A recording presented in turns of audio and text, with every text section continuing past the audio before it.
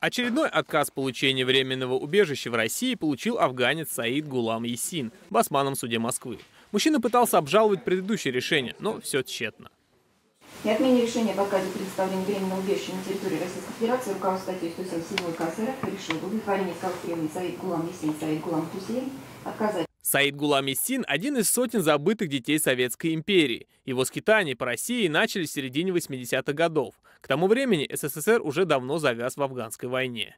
Его, 11-летнего мальчика, в числе 150 детей вывезли из Афганистана в Союз. По идее тогдашних партийных боссов, из них хотели сделать высококлассных специалистов-коммунистов, полностью лояльных Москве. По договоренности с Кабулом интернированные дети должны были быть сиротами высокопоставленных военных и чиновников. Но среди детей было немало тех, у кого родители были живы. Среди нас в школе учились в основном детей чиновников. Но среди них было и действительно дети-сироты, у которых никого не было, круглые сироты. Провожал нас лично сам Бабрак Кармал с супругой, обнимал каждого. Ну, я посчастливилось мне в ту десятку попасть, которых он обнимал, целовал, и по телевизору все это было показано.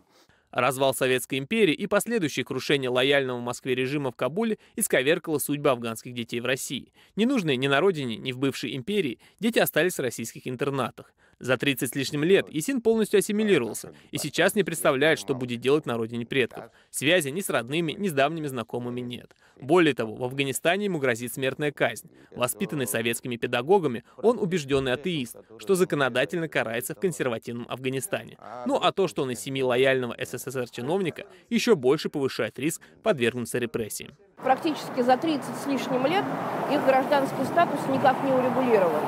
И это, конечно, вопиющая история, потому что, собственно говоря, Российская Федерация является правопреемником СССР, несет все его обязательства.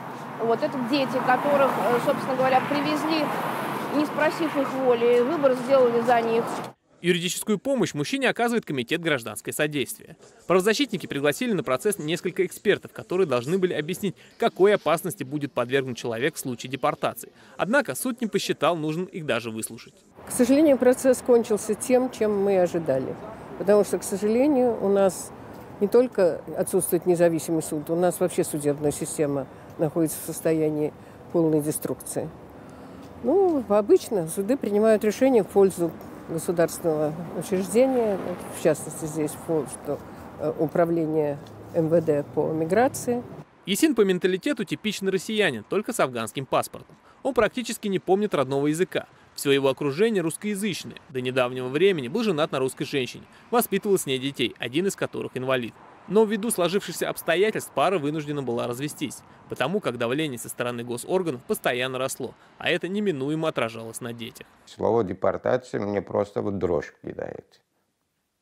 Я понимаю, что мое возвращение в Афганистан – это для многих сладкая лакомка. Это может на пользу многим радикалам, тем, которые хотят себя хоть как-то перед кем-то приподнять.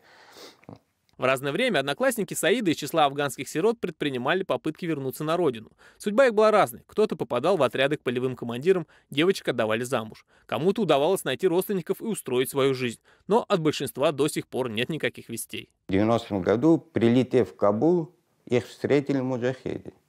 Девушек первым очередом всех разобрали себе в жены. Они знали, что это дети-сироты. Документы уже до того, как прийти, документы пришли. Они знали, откуда эти дети.